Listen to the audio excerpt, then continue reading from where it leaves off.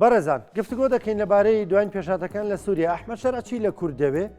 یانیایە دەوێت کورد لە ناوبەرێ لەوێ دەوێت هێزی سووریای دیموکرات لە ناوبەرێ لە نێو هێزەکانی خۆیدا لە نێو ئەو چەتۆ میلیشیانەدا بیان توێنێتەوە یان نا وڵاتی دیکە زەختی لێ دەکەن. ئەوەی لە سووریا دەگوزارێت چییە؟ ئایا ئەم زەختە بەکوێ دەگا؟ شارانە بەکوێ دەگا؟ هێرشەکان بۆ گەڕێکی ئەشەفیە و شێخ مەقسوود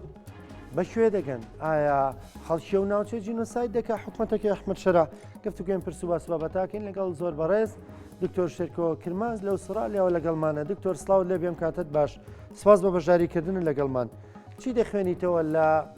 ئەوەی لە سووریا ڕوودەدا؟ زۆر سپاس کاکرانکۆ. وەڵا من دەکرێت بەوە دەست پێ بکەم ئێمە لە کورد وەک نەتەوەیەک لەو چوار دەوڵەتەی کە بەسەریدا دابەش کراوە لەو چوار دەوڵەتەی کە کوردستانیان داگیر کردووە دوو هاوکێشە هەیە و پەیوەندێک و هاوکێشەیەکێ دەبێت ئێمە لەوە تێبگەین. پەیوەندیەکە پەیوەندی داگیرکەر و داگیرکراوە، یعنی ئێمە نەتەوەیەکی داگیرکراوین لەلایەن ئەو نەتەوانەی دیکەیان ئەو دەوڵەتانەی دیکەوە. ئەمە پەیوەندەکەیە. هاوکێشەکەش لە ڕاستیدا هاوکێشەی کورد لەگەڵ داگیرکەردا هەمیشە هاوکێشەی هێز بووە. مانای مەبەستم چێ لەوەی هاوکێشە هێز بوو هەر کاتێک کە دەوڵەتە مەرکەزیەکە لاواز بوو بێ هەندێک مافەکانی کوردی ڕەوا بینیوە بەسەرە قەڵەمێک لە شوێنێکە لە دەستور لە شوێنێکە لە یاسایەک لە شوێنێکی دیکە لە پراکتیسدا جێگەی کراوەتەوە. هەر کاتێکیش دەوڵەتی مەرکەزی بەهێز بوو بێ پەشێمان بۆتەوە هەوڵی داوەکە مافەکانی کورد پشتگوێ بخە، پەراوێز بخە، شەڕ بە کورد بفرۆشێ، ملکەتی بکە، لاوازی کە، بیکوژێ، جینۆسایدی بکە. ئەوەی کە ئێستا لە سووریا ڕووەدا لەو هاوکێشە و لەو پەیوەندیانە دەرناچێت، یعنی پەیوەندی هێز و هاوکێشەی هێز و پەیوەندی داگیرکەر و داگیرکراو. تورکیا ئێمە دەزانین سووریا کە دوایەوەی کە حافزە ساڵی ڕابردوودا وەلاندرا هێزێکی دیکەی نوێ هاتە سەر حکم. ئەوەی کە پێشووتر مامەڵەی لەگەڵ کورد دەکرد بۆ ماوەی 50 ساڵ دەوڵەتی داگیرکەری حاکم باسی حاکم هەمان ئەو مامەڵەیە ئەم دەوڵەتی ئێستا دەیەوێت بیکاتن، بەڵام بە دڵنیاییەوە لە ساڵی ڕابردوودا ئەوەی بۆ نەدەگونجا چونکە بێهێز بوو، پەرتەوازە بوو، کۆمەڵێک کێشەی دەرەکی و ناوەچی هەبوو. ئێستا خەریکە وردە وردە شەرعیەت وەردەگرێت، ینی لە سەرەتای چەمانجیەکەم ئێمە دەزانین خەڵک باسیەوەی دەکرد کە داخۆ جۆلانی شەرعیەت وەردەگرێت یان وەرناگرێت. ئێستا تا ڕادەیەک شەرعیەتی وەرگرتووە. لەم ڕۆژانەدا لەگە ئیسرائیل جۆرێک لە ناتوانم بڵم پەیمان نامە ڕێکەوتن، بەڵام لەسەر شتێکە هەندێک لەسەر یادداشتنامەیەکە پێکهاتوون لە پاریس ئەمانە زیاتر دەوڵەتی سووریای ڕشت کردووە کە هێرش بکاتە سەر کورد. لە ماوەی چەند ساڵی ڕابردوودا ناوچەیەکی بەرفراوانی لەژێر دەستدایە، هێزێکی تۆکمەیە، ناوچەکانی خۆی لە ڕێگەی خۆیەوە بەڕێوە دەباتن. بەڵێ دکتۆر ئاماژەت بەو ڕێکەوت نەکرد، ینی ئەگەر ڕێکەوتنی ناو بنین یان نەر شتێکی دیکەی ناو بنین لێک تێگەشتن لە نێوان حکوومەتی سووریا و ئیسرائیل لێرە هەندێک جاروا لێکە درێتەوە دەڵێن ئیسرائیل کوردی فرۆشتووە، بەڵام ئەو بینیمان لە دوانی وەزیری دەرەوەی ئیسرائیلمان بینی، ینی لە دوانی کێکلاکەرەوەیە دەڵێ موجیان قەرزاری کوردن نابێت ڕێگە بدرێ ئەو هەمامەڵەیان لەگەڵدا بکرێ. ئایا ینی ئیسرائیل پشت لە کوردەکە، ئەمریکا پشت لە کوردەکە یان نا ئەمە تەنها زەختی ئەحمەد شەرع و پێی وایە گیان چاوپۆشی لێ دەکا؟ کاکرانکۆ هاوکێشەیەکی دیکەشەیە من زۆر گرنگە کە ئێمەی کورد لی تێبگەین. کورد تا ئێستا لەوە نەگەیشتووە کە وڵاتانی دەوروبەر یان وڵاتانی ئەوەی کە تۆ لە سەرەتای بەرنامەکە وەک کۆمەڵگەی نێونەتەوەیی ناوتبردن پشتیوانی لە کورد بکە. لەو کاتانەدا پشتیوانیان لە کورد کردووە کە کورد شەڕی بکەرێکی نادەوڵەتی کردووە. عادەتەن مەسەلەن لە شەڕی داعشدا هەم لە ڕۆژاوا هەم لە باشوور کاتێک ئێمە شەڕی داعشمان دەکرد پشتیوانیمان لێ دەکرا، بەڵام کاتێک کە ئێمە لە ڕیفراندۆمان ڕوبەڕووی دەسەڵاتی مرکزی عراق بووینەوە پشتیوانیمان لێ نەکرا. بە هەمان شێوە کاتێک کە لە ڕۆژاوا بۆ ماوەی چەندین ساڵ لانی کەم لە 2014ەوە شەڕی داعشی دەکرد هاوپەیمانان ئەمریکا فەڕەنسا هەموو چڕی پشتیوانی کوردیان دەکرد بەڵام ئێستا کە ڕوبەڕووی دەوڵەتی مرکزی بۆتەوە کە هاوچێشەکان گۆڕاون یعنی ئەگە پشتیوانیەکان پشتیوانیەکی وەک جاران نین مەسەرەن بۆ نمونە داوا لە کورد دەکرێت کە مەسەرەن ئەمە بە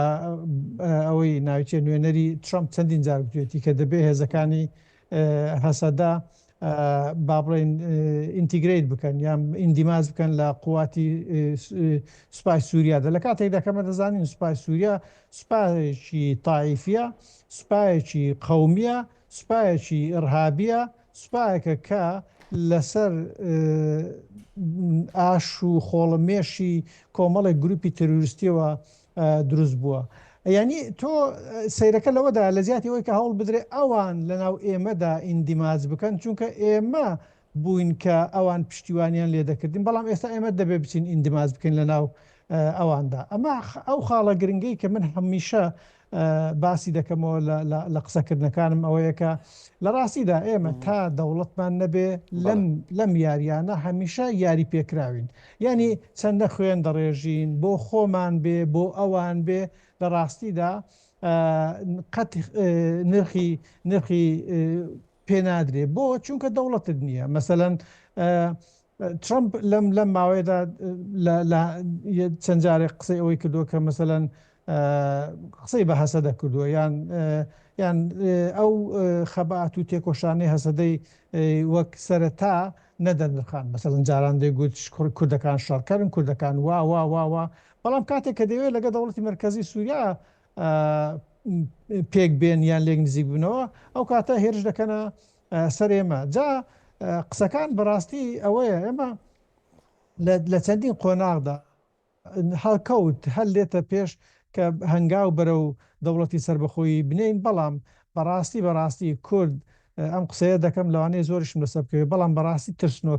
ترسنۆکانە لەوەی کە لە کاتی پێویستدا لە هەلی پێویستدا لە دۆخی پێویستدا هەنگاوی چارەنووساز و هەنگاوی یەکلاکەرەوە نانێتن بەڵام دواتر مەسەلەن ئێمە بۆ خۆمان چوینەوە لە بەغدا دەوڵەتی عراقیمان دروست کردەوە ئەو دەوڵەتی کە ئێستاکە بەگژمان دادێتەوە موچەمان دەبڕێ گاڵتەمان پێدەکا نەوت دەبڕێ نازانم چی بە هەمان شێو ئەو دەوڵەتی کە ئێستا لە سووریا ساڵێکە دامەزراوە ئێمە بە خۆمان چوین لە چەند ڕۆژێک دوای دامەزراندنی لە ئیتفاقی دەی ئازارمان لەگەڵ کرد و لە بری ئەوەی کە ئێمە بڕیار بدەین کە ئێمە دەبێ چۆن مامەڵە لەگەڵ ئەو وڵاتە بکەین قسەمان لەسەرەوە دەکرد کە ئێمە بە لامەرکەزی ڕازینە لامەرکەزی نەبێ شتێکی دیکەمان لە لامەرکەزی زیاتر ناوێ و باشە دکتۆر پێ وایە شتێکی ناواقعیان کردبێ ینی لەو سەرەتایەوە یەکسەر کورد داوای مەسەلەن فیدرالی یان کۆنفیدرالی یان شتێکی لەو بابەتی بکردایە ئایا هەردەوترێت جوگرافیای سووریا جیاوازترە لە باشووری کوردستان لەبەرەوە ئەبێ لەوێ داوای شتێکی جیاوازتر بکەن لەوەی کە لێرە لای ئێمە هەیە ئەم جوگرافیا من پێم سێرە مەسەلەن یەکسەر ئێمە کە قسە لەسەر جوگرافیا دەکەن باسی ئەوە دەکەن کە ئەو ناوچانەی کە عەرەبین و لەژێر دەسەڵاتی کوردانەوە ناوچەی کوردستانی نین لە ڕاستیدا ئەمە بەشێکن لە کوردستانە باشە بۆ چەندین ساڵە کوردستان بەشێکە لە عێراق ئەوان قەت پێیان وان نەبوو کە مەسەلەن بابڵێن کوردستان بەشێکنە لە عێراق بۆ دەبێ کاتێک کە ناوچەیەکی عەرەبی دەکەوێتە ژێر دەسەڵاتی ئێمە بڵێن ئەو ناوچانە کوردستانی نین یعنی بۆچی ناوچەکە بچووکە 125 ڕۆژاوای سووریا لەژێر دەسەڵاتی کوردایە ینی بۆ دەبێمە پێیان وابێ ناوچانە کوردستانی نین لە یەک عێراقی پرسەکە پێی وابێ کوردستان بەشێکنە لە عێراق ئێمە کاتێک کە دەڵێن ناوچەکە بچووکە و نازانم چییە و ئەو جۆرەشتانە لە کاتێک دەکە ئێمە هێزمان لە عەرەبەکان پێکهێنا بوو مەسە 160 قەسەدە هێزی عەرەبین ینی بۆچی نەتوانین لەگەڵ عەرەبەکانە بەرگری لەو ناوچەیە بکەن با کاکە با ناوی کوردستان با ناوی کوردستان نەبێت بەڵام بۆچی ئامادەم بسمەوە ژێر دەسەڵاتی حکوومەتێکی دیکەی مرکزی کە من خۆم پێم لەو بەهێزتر بێت دکتۆر ینی بچی بکەین ینی ئایا ئێمە سربەخۆیی ڕفراندۆمان کرد بینیمان هەموو گیان لە دژمان وەسایە بە دۆستەکانیشمانەوە ینی بە ئەمریکاشەوە کە لە زۆر خۆناغدا پشتیوانی کردوین بە ئێستاشەوە ینی ئایا ئێمە دۆخەکەمان ئەوە دەخوازێ بۆ نەداوای سربەخۆیی بکەین داوای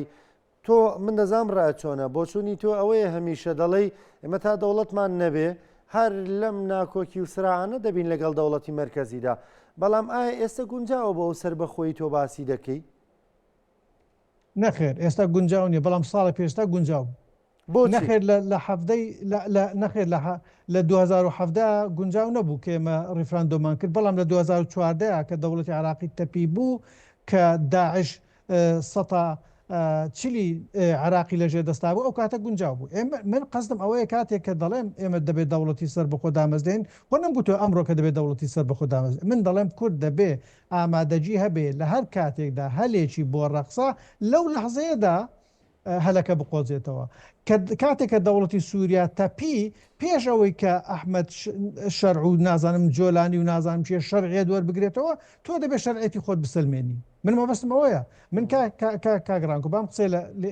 لێرە بیکە مەڵای لی شوێنیشکە نام کردووە من پرۆژەیەکم نرد بۆ برادرانی ڕۆژاوە پێم گوتن کە ئێوە سێ اختیارتان لە پێشە دەوڵەتی سربەخۆ فیدرالی گەڕانەوە بۆ دیمەشق بۆی دیمەشق بڕیار بداکە ئێوە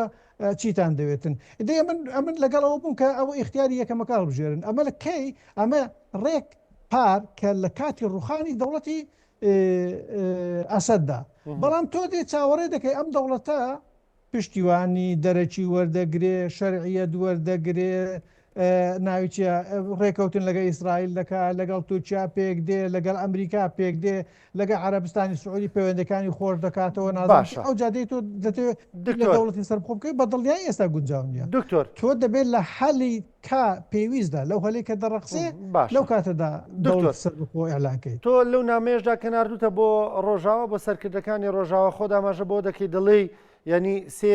بژاردەیان لە بەردەستدا بووە ئەوی سەربەخۆیی ینی بژاردی سێمە دیسان و دانیشتن بۆ لەگەڵ ئەحمەد شەرع ئەمە وەکو شتێکی ناچاری یان وەکو بژاردێکی خراپ ئەمە داناوە بۆ ئەوان و ئەوان لە ناچاریایی تر بژاردەکەی سێمیان بۆ نەک بە گونجاو زانیوە آخر کە ئەوی هەڵدەبژێری دواتر ئاوات لێ دەکات کێشەکە لەوەدا کە تۆ پێت وابێ لەگەڵ داگیرکەردا هاوکێشەی برایەتی و هاوکێشەی پێکەوە ژیان و هاوکێشەی یەکسانی و هاوکێشەی ئازادی دەڕەخسێ لەگەڵ داگیرکەردا ئەم هاوکێشانە ناڕەخسێن داگیرکەر هەمیشە ئەتۆیەکی ملکزی لاوازی سەرکزی ڕاکع ڕکوعی خازە ئەتۆی دەوێتن بەڵام تۆیە کاتێک ئەگەر ئیتفاقیە کرد لە لەحزەیەک لە لەحزەکانە لەگەڵ ئیمزا بکە هەمیشە بۆ ئەوە بۆکە مەسەلەن بۆ خاوکردنەوەی تۆ بووە خۆمە یەکەم جار نیە مە لە ئیتفاقی 11 ئازاریش هەمان ئەو گەمەیە لەگەڵ کورداکراوە ئەمە نزاری یەکەم نییە لە هەشتاکانە کە دەوڵەتی عراقی لاواز بوو لەگەڵ یەکێتی نیشتیمانی کوردستانە مفاوەزاتی دەکرد لە نەوەتەکانە بە هەمان شێوە مفاوەزاتی کردووە لە هەموو قۆناغێکە مفاوەزاتی کردووە لە 2003 ئەوانەشە شیعەکان و سونەکان لەگە کووردا مفاوەزەیان دەکرد لە دەستورە جێگەی مافەکانیان دەکردەوە ئێستا کە باز لە مافە فیدرالیەکان بکە مافە فیدرالیەکانی چی تۆ بە تۆ ڕەوا نابێنێ کە موچەی بوجەت بداتێ بوجە دەڵێ من موچە دەدەم ینی ئەمە چی گاڵتەکردنێکە مەسەرەن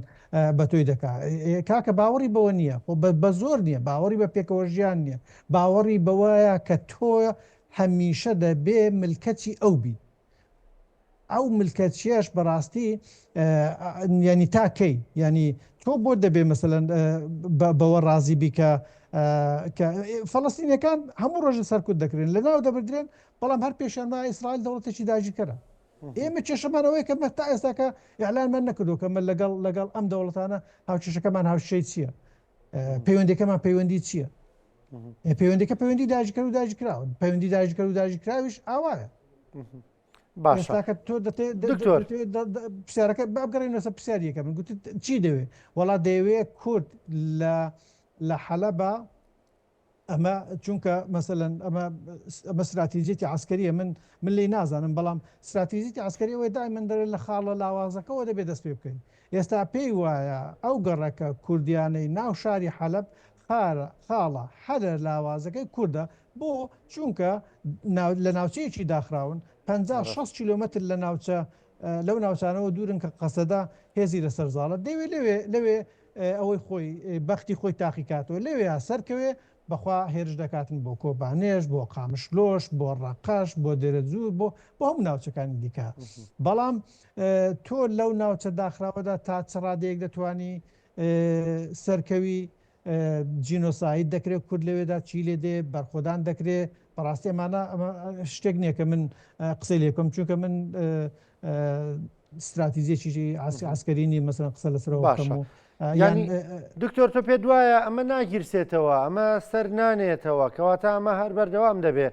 ئەگەر شێخ مەقسوود و ئەشرەفی ئەنی بەردەوام هەر هێرشی بۆ دەکرێت ئەمڕۆ نابەیانی بە ینی بەرلۆی ملێم بەرنامەکەەوە لەگەڵ بەڕێزە دەست پێ بکەین وەزارەتی بەرگری سووریا ڕایگەاندەڵە سەعات 1:30 و هێرشەکانمان سڕ دەکەنەوە ینی 4-5 خولەکی تر هێرشەکان سڕ دەکەنەوە ئەیمە بەسەکەم لەوەیە ئەو گریمانەم دوو گەڕەکە 6 مانگی تر ساڵێکی تر بەرگری تیاکرا ئایا حکوومەتەکەی ئەحمەد شەرا دەیەوێت دەستی بەسەردا بووە دوای ئەوێ ئایا ئیتر لێ دەگەڕێ یان ئەوەی کە نۆرەی شوێنەکانی دیکە دێ ئەینجا دێتە سەر ئەو شوێنانی کە ئێستا ڕاستە خۆ بەدەست هێزەکانی سوورای دیموکراتەوە هاوچێشەکان هاوچێشەی دیکەشی تێدا ڕاهەندی دیکەی هەیە با بڵێن دەوەستێتە سەرەوەی کە بەرخودان چەند ئیدامە دەکا ئەم هێزانەی ئەحمەد شەرع و تروریستەکانی دەوروبەری دەشتێن ئەگە بشتێن زەرەر بکەن چی لێ دێتەوە لەوانەیە ئەگەر شکست بێنن مفاوەزات جارێکی کە دەست پێ بکاتەوە ئەگە شکست نهێنن بە دڵنیاییەوە هێرشی دیکە بۆ سەر ناوچە کوردنشینەکان ویان ئەو ناوچانێکە لە ژێر دەسەڵاتی قەسە دەدایە دەست پێ دەکاتن بێجگە لەوە دەوەستێتە سەرەوەی کە داخۆ ئیسرائیل ئەم قسانێک کە بەڕێزت لە سەرەتای بەرنامەکە باست کرد کە بوورە وەزیری دەرەوەی ئیسرائیل قسەی کردووە و گوتوێتی کورد غەدری لێ دەکرێت و ئێمە قەرزاری کوردین و ئەم قسانە لە ڕووی پراکتیزەوە چەند پراکتیزە دەکرێت ئیسرائیل لێتە سەرخات نایەتە سەرخات خۆتان دەزانن مەسەرەن لە جارەکانی پێشتردا کە جارێکیان لە ئەوەی داناویچە لە دروزەکانیدا ئەو کاتە ڕاستە خۆ بەشداریان سەرەوەی بەڵێ پێ دوایەوە بۆ ئێمە دەکەن دکتۆر پێ دوایەوەش بۆ ئێمە دەکەن وەک هیوادارم کە بکرێ دەکرێت یان ناکرێت بەڕاستی نازانم ئەگەرەکانی تۆزێک لەوانەیە لاواز بێ دەوەستێتە سەرەوەی کە ئەم ڕێکەوتنی کە لەگەڵ سووریا کراوە چەندنا ڕێکەوتنێکی کۆتاییە یان من دڵنیا من ئەوەکەم دیت ڕێکەوتنەکەم دیت بەڕاستی ڕێکەوتنەکە هیچ شێکی تێدانی خاڵیش تێدانە کە مەسەلەوە لە بەیاننامەیەک دەچێت بەڕاستی لە ڕێکەوتن ناچێت بەڵام بۆ کەس نازانێت ژێر بەژێر لەسەر چی ڕێکەوت باشە لەوانەیە باو قسێتەوە بکەم لەوانەیە ئیسرائیل بەجواب بێ بەڵام بەجواب هاتنەکەشی لەوانەیە هەر مەبەستی ئەوە بێکە چەندە ئەحمەد شەرع و دەوڵەتی سووریا زیاتر ملکەتی داواکانی ئیسرائیل دەبن لە درێژخایاندا داخوا ئەمە بەردەوام دەبێیاننا من پێم وایە کێشەکە لەوەدایە کە کورد لەم پرسانەشدا زۆر شەرمنانە لە هاوکێشەکانە خۆی یەکلایی ناکاتەوە یعنی تا ئێستا یەکلایی نەبووەوە ئێمە هاوپەیمانی لەگەڵ ئیسرائیل هاوپەیمان نین ئێمە لەگەڵی نین ینی چۆن ئەوان زۆر ڕوو نییە بەڵام لە لای ئێمەوە لە لای کوردەوە هێندەی دیکە ناڕوونیەکەیە کەواتە دکتۆر ینی لە کۆتاییدا بە بڕوای تۆ باشترین شت ئێستا کورد بیکا چییە؟ کوردانی ڕۆژاوە بە تایبەت ینی لەم سرکە ساتی قسەی تیاکەین چییە؟ ئایا هەر بەرگری بکەن لە ڕووی سیاسیەوە چی بکەن لە ڕووی نێودوڵەتیەوە چی بکەن وایە ئێمە لە باشووری چمان پێکرێ بۆ ئەوان؟ وەڵام پێم وە یەکەم شت کە کورد دەبێت چی بکاتن یەکەم شت ئەوەیە کە ئێمە دەبێت بزانین کە پرسی ڕۆژاوا پرسی هەموو کوردستانە دووەم ئەوەیە کە دەبێت ڕۆژاوا تازە شەڕێکە بەسەریدا سەپێنراوە دەبێت بەرخۆدان بکرێت دەبێت مقاومەت بکرێت بەڕاستی بەڵام بە دڵنیاییشەوە مقاومەت بە تەنیا بەوانەوە ناکرێت دەبێت لە هەموو پارچەکانی کوردستان خەڵک ئامادەجی کۆمەچی مادی معنەوی جەسەدی فیزیکی قەلغانی مرۆیی هەموو شتێک لەو شتانێک کە لە دەست کوردێ دەبێت بیکاتن چۆن مەسەلەن خەڵک بەهانای خەڵکی چەمچەماڵەوە هات چۆن لە کۆبانێ مەسەلەن کورد بە هەموو شێوەیەک پشتیوانی لە کۆبانێکە بە هەمان شێوە دەبێت کورد لەم قۆناغەشدا بەرگری بکە یعنی تۆزە تازە تۆ شەڕێکە بەسەردا سەپێنراوە دەبێت بەرگری بکەی بەڵام گرنگەوەی کە کورد وەک یەک هێز وەک یەک پرس تەمەشای ئەم پرسە بکاتن. سپاس دەکەم زۆر بەڕێز دکتۆر شێرکۆ کرمانس توێژەری سیاسی سپاس لە ئوسترالیاوە لەگەڵمان بووی سپاس دەکەم دکتۆر.